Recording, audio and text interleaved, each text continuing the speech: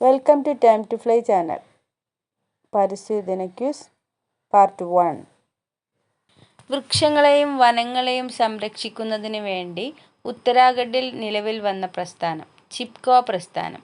വൃക്ഷങ്ങളെയും വനങ്ങളെയും സംരക്ഷിക്കുന്നതിന് വേണ്ടി ഉത്തരാഖണ്ഡിൽ നിലവിൽ വന്ന പ്രസ്ഥാനം ചിപ്കോ പ്രസ്ഥാനം. ചിപ്കോ പ്രസ്ഥാനം ആരംഭിച്ച സ്ഥലം ഉത്തരാഖണ്ഡ്, ചമോലി. ചമോലിയിലെ ഉത്തരാഖണ്ഡിലാണ് ചിപ്കോ പ്രസ്ഥാനം ആരംഭിച്ചത്. ചിപ്കോ പ്രസ്ഥാനത്തിൻ്റെ ഉപജ്ഞാതാവ് സുന്ദർലാൽ ബഹുഗുണ. ചിപ്കോ പ്രസ്ഥാനത്തിൻ്റെ ഉപജ്ഞാതാവ് സുന്ദർലാൽ ബഹുഗുണ. ചിപ്കോ പ്രസ്ഥാനം ആരംഭിച്ച വർഷം 1973. ചിപ്കോ പ്രസ്ഥാനം ആരംഭിച്ച വർഷം 1973. ചിപ്കോ എന്ന വാക്കിനർത്ഥം മരത്തെ ആലിംഗനം ചെയ്യുക. ചിപ്കോ എന്ന വാക്കിനർത്ഥം മരത്തെ ആലിംഗനം ചെയ്യുക. എന്നാണ് പരിസ്ഥിതി ദിനം? ജൂൺ 5. ജൂൺ 5-നാണ് പരിസ്ഥിതി ദിനം. ലോക പരിസ്ഥിതി ദിനം ആദ്യമായി ആചരിച്ച വർഷം 1974 ജൂൺ 5. ലോക പരിസ്ഥിതി ദിനം ആദ്യമായി ആചരിച്ച വർഷം 1974 ജൂൺ 5. ഇന്ത്യൻ ഹരിത വിപ്ലവത്തിൻ്റെ പിതാവ് MS സ്വാമിനാഥൻ. ഇന്ത്യൻ ഹരിത വിപ്ലവത്തിൻ്റെ പിതാവ് MS സ്വാമിനാഥൻ. ഇന്ത്യയിൽ ഹരിത വിപ്ലവത്തിന് തുടക്കം കുറിച്ച വർഷം 1966. ഇന്ത്യയിൽ ഹരിത വിപ്ലവത്തിന് തുടക്കം കുറിച്ച വർഷം 1966. ഇന്ത്യൻ പരിസ്ഥിതി ശാസ്ത്രത്തിൻ്റെ പിതാവ് പ്രൊഫസർ R. മിശ്ര. ഇന്ത്യൻ പരിസ്ഥിതി ശാസ്ത്രത്തിൻ്റെ പിതാവ് പ്രൊഫസർ R. മിശ്ര. ഇന്ത്യൻ പരിസ്ഥിതി ശാസ്ത്രത്തിൻ്റെ മാതാവ് മേധാ പട്കർ. ഇന്ത്യൻ പരിസ്ഥിതി ശാസ്ത്രത്തിൻ്റെ മാതാവ് മേധാ പട്കർ.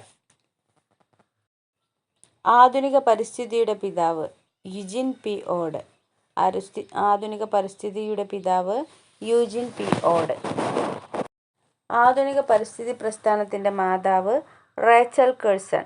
ആധുനിക പരിസ്ഥിതി പ്രസ്ഥാനത്തിൻ്റെ മാതാവ് എന്നോ ലോക പരിസ്ഥിതി പ്രസ്ഥാനത്തിൻ്റെ മാതാവ് എന്നോ ചോദിച്ചാൽ റേച്ചൽ കേഴ്സൺ. ഇക്കോളജി എന്ന വാക്ക് ആദ്യമായി ഉപയോഗിച്ചത് ഏണസ്റ്റ് ഹെയ്ക്കൽ. ഇക്കോളജി എന്ന വാക്ക് ആദ്യമായി ഉപയോഗിച്ചത് ഏണസ്റ്റ് ഹെയ്ക്കൽ. 1950 വനമഹോത്സവത്തിന് തുടക്കം കുറിച്ചത് KM Munshi.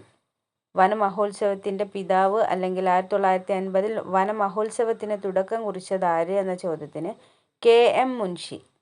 Down to earth എന്ന പരിസ്ഥിതി മാസികയുടെ പത്രാധിപരായ മലയാളി വനിത Sunitha Narayanan. Down to earth എന്ന പരിസ്ഥിതി മാസികയുടെ പത്രാധിപരായ മലയാളി വനിത സുനിത നാരായണൻ. കണ്ടൽക്കാടുകൾക്കിടയിലെ എൻ്റെ ജീവിതം ആരുടെ ആത്മകഥയാണ്? കല്ലേൻ പൊക്കുടൻ. കണ്ടൽക്കാടുകൾക്കിടയിലെ എൻ്റെ ജീവിതം എന്ന ആത്മകഥ കല്ലേൻ പൊക്കുടൻ്റെ ആത്മകഥയാണ്. ഓസോൺ ദിനമായി ആചരിക്കുന്നതെന്ന്? സെപ്റ്റംബർ 16. ഓസോൺ ദിനമായി ആചരിക്കുന്നതെന്ന്? സെപ്റ്റംബർ 16.